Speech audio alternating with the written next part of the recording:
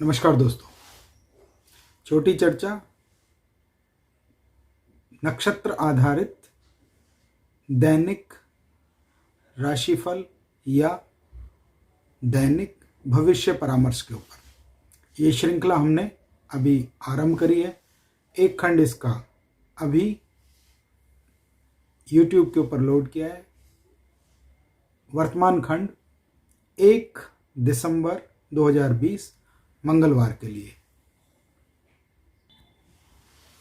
ज्योतिषीय गणनाओं के अनुसार किस नक्षत्र के साथ संभावित क्या परिणाम हो सकते हैं, कैसे उनसे लाभ लिया जाए एवं जो घटनाएं जीवन के अंदर आपदाएं समस्याएं कर सकती हैं, उनसे कैसे बचा जाए या उनसे कैसे दूर रहा जाए। यहाँ हम केवल नक्षत्र आधारित दैनिक राशि फल आप लोगों के साथ साझा कर रहे हैं। क्यों? क्योंकि पिछली चर्चा में भी हमने आपसे इस बात को साझा किया था। 12 राशियां व्यापक हैं, 27 नक्षत्र और थोड़े से सूक्ष्म गणना की तरफ हमें ले जाने की कोशिश करते हैं। इसीलिए हमने यहाँ पे राशि से भी ज़्यादा नक्षत्रों के ऊपर महत्व देके राशिफल या नक्षत्र परिणाम देने का एक प्रयास आप लोगों के साथ साझा कर रहे हैं। कल जिस प्रकार से बताया, कुछ सुझाव बहुत ही रोचक अति प्रिय मेल के द्वारा प्राप्त हुए। अच्छा है, आप लोगों ने सराहा हमारे कार्य को। आइए आधार इसको आरंभ करते हैं। पहले जान लेते हैं 1 दिसंबर 2020 मंगलवार के दिन दैनिक पंचांग क्या है। दैनिक पंचांग है मार्गशीर्ष का महीना, हेमंत ऋतु, मंगलवार का दिन और सूर्य रहेंगे दक्षिणायन। प्रथमा तिथि कल सुबह आरंभ हो जाएगी। वैसे तो आज रात से ही इसका समावेश बनता है, किंतु मुख्यतः इसका कल सुबह ही रूप देखने को मिलेगा। प्रथमा तिथि के साथ दिन उदय रहेगा, किंतु रोहिणी नक्षत्र थोड़ी देर के लिए विद्यमान रहेंगे। रोहिणी नक्षत्र सुबह प्रातः 8:30 तक बने रहेंगे। ये दिल्ली के समय अनुसार मैं आप लोगों के साथ साझा कर रहा हूँ। उसके तदुपरांत मृगशिरा नक्षत्र आरंभ हो जाएंगे और मृगशिरा नक्षत्र के ऊपर ही हमारी अगली ये पूरी चर्चा बनी रहेगी। योग रहेगा सिद्ध, करण रहेगा कौलव, आनंद आदि योग रहेंगे मतंग। मतंग को क्या कहें, यहाँ थोड़ा ज्योतिष के बारे में भी बीच बीच में आप लोगों से साझा करें। मतंग एक हाथी अर्थात गज को कहा गया है, अर्थात हाथी परिवार का संकेत है और सुख समृद्धि का संकेत है। तो कल का जो योग है, पंचांगीय योग के ऊपर बात कर रहा हूँ मैं यहाँ पे, ये अपने आप में परिवार के साथ जुड़ने का, धन का, वृद्धि का, इनका एक सूचक बता रहा है। ये केवल हम पंचांग का गणना कर रहे हैं। साथ में चंद्रमा मिथुन राशि में रहेंगे। मिथुन राशि वालों के लिए बहुत विशेष प्रकार के कल परिणाम देखने को मिलेंगे, किंतु कौलव नामक करण रहेगा। कौलव नामक करण बदनामी और अनजाने में व्यक्ति के नाम को खराब करता है। कोशिश करें, वैसे इतने सारे संसार के लिए कौलव ही तो करण है, तो किसी के साथ हो सकता है ये नाम ज़्यादा खराब हो और किसी के साथ ये नाम कम खराब हो। यहाँ पे ये केवल पंचांगीय गणना है। अब हम नक्षत्रों के ऊपर आधारित अपनी गणना को आरंभ करते हैं। अश्विनी नक्षत्र के जातकों के लिए 1 दिसंबर 2020 मंगलवार का दिन लाभकारी रहेगा। इनको राज्य से लाभ प्राप्त होने के संकेत दिखाई देते हैं। हो सकता है अच्छी औषधि, अच्छे परामर्श, अच्छा वाहन राज्य के द्वारा इनको मिले, सरकार के द्वारा, प्रशासन के द्वारा इनको मिले। कुल मिला के इनके लिए अच्छा ही है। भरणी नक्षत्र, इनके लिए इंश्योरेंस सेक्टर से, बीमे की रकम से, गूढ़ विद्याओं से, गूढ़ गहराइयों से लाभ दिखाई देते हैं। ये अच्छा ही है। कृत्तिका नक्षत्र के लिए राज्य कई प्रकार से इनके लिए सहायता प्रदान कर सकता है और हो सकता है इनके लिए राज्य के द्वारा कई प्रकार से इनका नाम लिया जा सकता है। हो सकता है इनके नाम का अनुमोदन प्रबोधन करें कि ये व्यक्ति अच्छे हैं। ये कृतिका नक्षत्र वालों के लिए योग रहेगा। रोहिणी नक्षत्र भी राज्य के ही संकेत दे रहा है और इनको भी ईश्वर ने चाहा तो राज्य की तरफ से लाभ प्राप्त होंगे। अंतर क्या आ रहा है, इनको राज्य प्राप्त जो हो रहा है वो किसी बड़े उच्च अधिकारी के द्वारा प्राप्त हो सकता है एवं सरकारी वाहन आदि का भी इनको लाभ प्राप्त हो सकता है। देखिए नक्षत्र तो हमारे 27 और अभिजीत को शामिल कर लिया जाए तो 28 नक्षत्र बनते हैं, किंतु इन नक्षत्रों के लिए भी जो लाभ बताए गए हैं वो विभिन्न प्रकार की तरफ से हो सकते हैं। जैसे अश्वनी के लिए राज्य लाभ क्या है, औषधि का लाभ है, अर्थात यहाँ पे हो सकता है इनको अपने सरकार की तरफ से प्रशासन की तरफ से अच्छी चिकित्सा मिल जाए। सरकार तो हमेशा ही अच्छी चिकित्सा ही देती है, लेकिन इनको वरीयता मिल जाए, इसी प्रकार से मैंने इसकी विवेचना करी। मृगशिरा नक्षत्र के लिए क्योंकि चंद्रमा इस दिन मृगशिरा नक्षत्र में ही रहेंगे, ये थोड़ा चिंताएं बताता है और किसी प्रकार का व्यय और हानि बताता है। ध्यान क्या रखना चाहिए, क्यों ये ऐसा हो सकता है, अपनी चंचलता के कारण अचानक से कोई ऐसा निर्णय ले लिया, ये करूं, ऐसा ना करूं, वैसा ना करूं, इस चंचलता के कारण से इनको हानि हो सकती है। स्थिर रहिए, थोड़ा सा मंथन कीजिए, मनन कीजिए, जिससे आपको कोई किसी प्रकार की हानि ना पहुंचे। इसके बाद अन्य नक्षत्रों के ऊपर मृगशिरा के अंदर मैंने बताया इसमें हानि होती है, थोड़ा अपव्यय होता है और अपनी चंचलता के कारण। आर्द्रा नक्षत्र में भी थोड़ा धन के लिए अच्छा नहीं बताया गया है। इसमें कारण क्या है, इसमें अपना खुद का साफ सफाई, अपनी तरफ से वातावरण को ठीक से ना संभाल पाना संक्रमण दे सकता है। ऐसे लोगों के लिए थोड़ा सा साफ सफाई का ध्यान रखना चाहिए। अपने आसपास की वस्तुओं को थोड़ा सा ध्यान रखें। सीली वस्तुएं, गीली वस्तुओं से हाथ लगाने से बची और अगर लगाना ही पड़ रहा है तो थोड़ा सा अपनी सफाई व्यवस्था का उचित ध्यान रखें। पुनर्वसु नक्षत्र के लिए भी कोई धन से परेशानी दे सकता है। कोई पूर्व की बनाई हुई योजनाएं जो पहले जिनके ऊपर आपने काम किया है और वो अचानक से दोबारा आपको कल के दिन परेशानी कर सकती हैं, इसीलिए इनका ध्यान रखें। ईश्वर का नाम लें, कोई भी चिंता उसके ऊपर छोड़ दीजिए, चिंतन कीजिए, केवल मनन कीजिए, ईश्वर अपने आप ठीक करेंगे। पुष्य नक्षत्र के अंदर भी इस दिन व्यर्थ का गमन, आना जाना, धन की हानि, इस सब के संकेत दे रहा है। कारण क्या है, अत्यधिक दान देने से कई बार अपने पास सामर्थ्य है, ये बड़ी अच्छी बात है। कभी कभी अपने पास सामर्थ्य कम है और व्यक्ति दान इतना दिए जा रहा है, तो उसके लिए पहले परिवार को, अपने समाज को, अपने देश को संभालना जरूरी है, उसके बाद वो उसको कहीं दूसरी जगह दान देना चाहिए। इसमें अत्यधिक दान देने के कारण से धन का व्यय होता दिखाई दे रहा है। आश्लेषा नक्षत्र वालों के लिए अपनी वस्तुओं को केवल अपने पास ही रखने से, देखिए एक नक्षत्र वाले जो हैं अपनी वस्तुओं को इतना दान दे रहे हैं कि उनके कारण से उनको कोई व्यय हो सकता है, हानि हो सकती है। और एक नक्षत्र अश्लेषा ऐसा है कि वह अपनी वस्तुएं केवल अपने पास रख के बैठे हैं, किसी को दे नहीं रहे, तो उनको भी नुकसान हो सकता है कि विनिमय का साधन है कोई वस्तुएं, आप किसी को देते हैं तो कोई आपको देगा। अति हर चीज की हमेशा बुरी होती है, तो इसमें इस बात का विशेष ख्याल रखना चाहिए।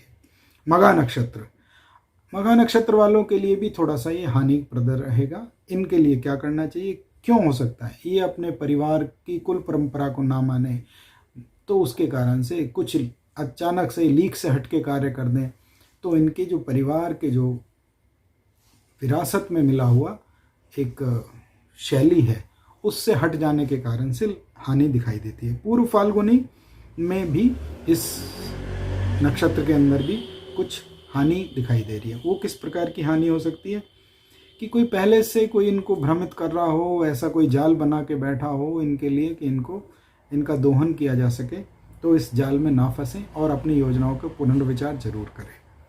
उत्तरा फाल्गुनी में फिर दोबारा से लाभ प्राप्त होने के संकेत दिखाई देते हैं, विजय प्राप्त होने के संकेत दिखाई देते हैं भविष्य के अब उत्तरा फाल्गुनी से थोड़ा सा हमारा परामर्श दूसरी दिशा में चल रहा है। क्यों लाभ प्राप्त हो रहे हैं उनको, भविष्य में जो कार्य करना है उसके जो परिणाम हो सकते हैं, उसमें आप अचानक से छल में आते आते बच जाएं, अपनी सूझबूझ लगा लें, या फिर आपको भविष्य इतना सारा दिखाई दे कि आप उसमें लाभान्वित हो सकें। तो कल उत्तरा फाल्गुनी नक्षत्र के लोग जो भविष्य की योजनाएं हैं उनके लिए थोड़े से सचेत होकर लाभ लेंगे, बहुत ही उनको लाभकारी रहेगा। हस्त नक्षत्र वाले अपने हुनर के कारण से, अपनी कला के कारण से, विशेषज्ञता के कारण से, निपुणता के कारण से लाभ लेंगे, प्रतिभाओं के कारण से लाभ लेंगे। चित्रा नक्षत्र वाले विभिन्न प्रकार की योजनाएं बना के रंग बिरंगी वस्तुओं के साथ चित्रा नक्षत्र के साथ लाभ ही प्राप्त होगा। स्वाति नक्षत्र है, ये थोड़ा रोग का भय दे रहा है। स्वाति नक्षत्र किस प्रकार का रोग का भय दे रहा है? अपनी बातें ही मानना, अपने किसी की दूसरे की ना सुनना। अगर हमारे कोई बड़े बुजुर्ग हमें कुछ समझा रहे हैं तो उनकी बातों को ध्यान रख से सुनना चाहिए और उनकी बातों का अनुमोदन करें, अनुसरण करें। ऐसा ना हो हम अपनी बात के कारण से उनके अनुभवों को अनसुना कर दें और अपने लिए नुकसान पैदा कर लें। इसलिए अपनी बातों पर अडिग ना रहें, अपने घर के वृद्धों को, बुजुर्गों का, वरिष्ठों की बात जरूर सुनें। विशाखा नक्षत्र, ये भी एक प्रकार से रोग का भय दे रहा है। ये कैसा रोग दे सकता है? मैं निर्धारित ना कर पाऊँ कि मैं ऐसा करूँ या मैं वैसा करूँ, मैं इस पद्धति को अपनाऊं या मैं उस पद्धति को अपनाऊं और इतने में देर हो जाए। तो इसीलिए किसी कुशल योग्य व्यक्ति से अपने लिए संपर्क करके सलाह लेके अच्छी और सटीक पद्धति को अपनाइए, जिससे कि आपको रोग भय ना रहे। अनुराधा नक्षत्र के लिए भी रोग भय के द्वारा उसमें बताया गया है। अनुराधा नक्षत्र का क्या है? किसी वस्तु को अत्यधिक लगाव कर रहे हो। मान लीजिए ये सर्द ऋतु का मौसम है और इस समय पे कई ऐसे भोजन है जिनको खाने से गले में खराबी उत्पन्न हो सकती है या गले के साथ विकार उत्पन्न हो सकते हैं, लेकिन वो मुझे प्रिय भी हों और मैं उनको बार बार खाऊं तो वो नुकसानप्रद हो सकता है। किसी वस्तु की प्रियता के कारण से रोग भय उत्पन्न हो सकता है, इसका इनको विशेष ख्याल रखना चाहिए। साथ ही किसी प्रिय व्यक्ति के कारण से भी रोग भय उत्पन्न हो सकता है। कई बार हम किन्हीं व्यक्ति को स्नेह करते हैं, प्रेम करते हैं, लेकिन वो अगर संक्रमित है तो उसे दूर से सुनिए, दूर से उससे बातें कीजिए, आपके लिए लाभ प्राप्त रहेगा, वरना आपको सेहत से संबंधित विकार आ सकते हैं। ज्येष्ठा नक्षत्र में विपरीत जेंडर के लोगों से लाभ उठाया जा सकता है। कौन विपरीत? जो हमसे बड़ी उम्र के हों, जो हमें सलाह दे सके, उनसे लाभ मिलेगा।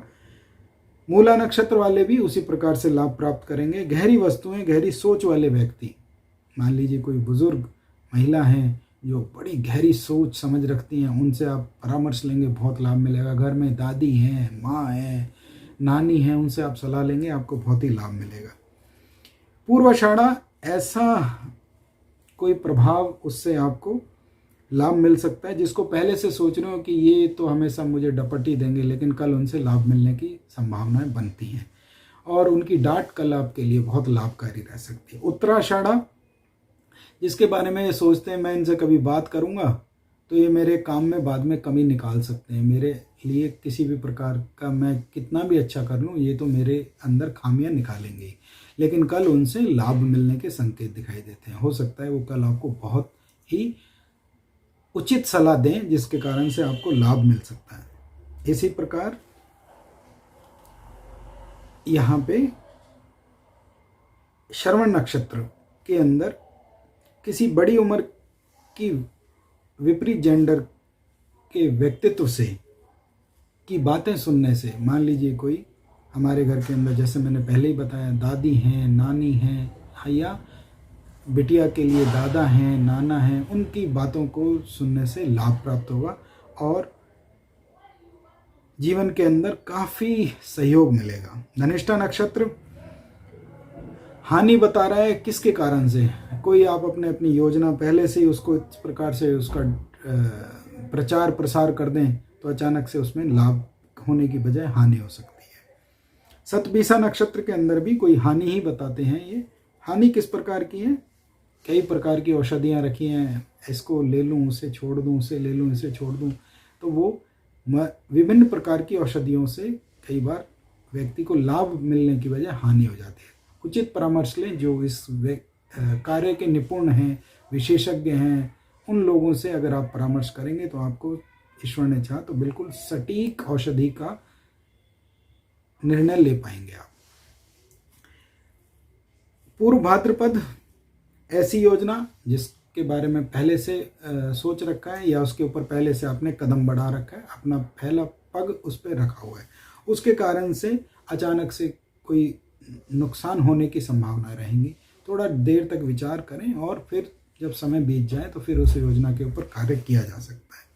उत्तर भाद्रपद से फिर दोबारा यहाँ पे एक प्रगति दिखाई देती है। उत्तर भाद्रपद से राज्य का लाभ दिखाई देता है और आने वाली योजनाओं को लेके मैं किसी ऐसी योजना के अंदर निवेश करूं जिसमें मेरे को आने वाले समय में सरकार, व्यवस्था, प्रशासन लाभ दे सके। उत्तर भाद्रपद के लोगों के लिए उस प्रकार के इसमें लाभ नजर आते हैं। रेवती नक्षत्र के ऊपर हम पहुंच गए हैं और रेवती नक्षत्र का इसके अंदर फल परिणाम क्या आ रहा है। किसी सुंदर अच्छी मित्र के कारण से, किसी सुंदर अच्छी सुंदर तो सभी हैं ही, किसी प्रेमी के कारण से, किसी प्रेमिका के कारण से, जिनको हम स्नेह करते हैं, प्यार करते हैं, उनके कारण से जीवन के अंदर अचानक से ही लाभ प्राप्त होने की संभावनाएं बनेंगी। कभी कभी ऐसा भी होता है, हमारे मित्र, हमारे प्रेमी, हमारे बंधुजन हमें कोई ऐसा सलाह, ऐसी परामर्श दे देते हैं जिसके कारण से हमें उसमें लाभ प्राप्त हो जाता है। ये रेवती नक्षत्र तक के परिणाम हमने आप लोगों के साथ आज छोटी चर्चा ज्योतिष में नक्षत्र आधारित दैनिक भविष्य परामर्श में आप लोगों के साथ साझा किए। आशा करते हैं कि आपको हमारा ये एक छोटा सा प्रयास अच्छा लगेगा, सराहनीय लगेगा। अपने संवाद कमेंट बॉक्स में जाके ज़रूर लिखें, अपने विचारों को हमारे साथ साझा करें। मेल के माध्यम से भी आप मुझसे संपर्क कर सकते हैं। चैनल को सब्सक्राइब कर लेंगे तो इससे अगले दिन का दैनिक राशिफल आप लोगों के साथ साझा होगा।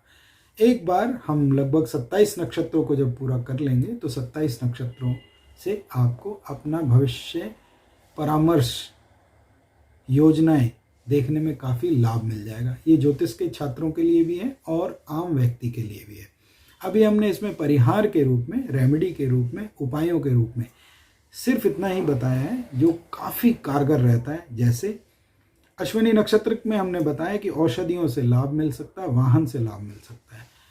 तो इस समय पे मान लीजिए कोई व्यक्ति अगर किसी शेयर्स के माध्यम से किसी काम में लगा हुआ है और उसका अश्विनी नक्षत्र ही है, तो उसको क्या करना चाहिए, अपना शेयर जो औषधियों की कंपनियां हैं उनके अंदर अगर वो थोड़ा सा इस्तेमाल करके देखेंगे तो आपको पता लगेगा कि लाभ रहा या नहीं रहा। इसी प्रकार से समझना चाहिए ज्योतिष के अंदर 3 विद्याएं महत्वपूर्ण हैं। पहला योग, दूसरा उससे संबंधित परिहार और तीसरा उसके भौतिक परिणामों को देखना। चैनल को सब्सक्राइब करें, बेल आइकन दबा लें जिससे नए प्रोग्राम आप तक पहुंच सकें। धन्यवाद। छोटी चर्चा में आपने भाग लिया, त्रुटियों के लिए क्षमा। अपना, अपने परिवारजनों का, देश का, समाज का, स्वास्थ्य का बहुत ख्याल रखिए। धीरे धीरे काफ़ी नज़दीक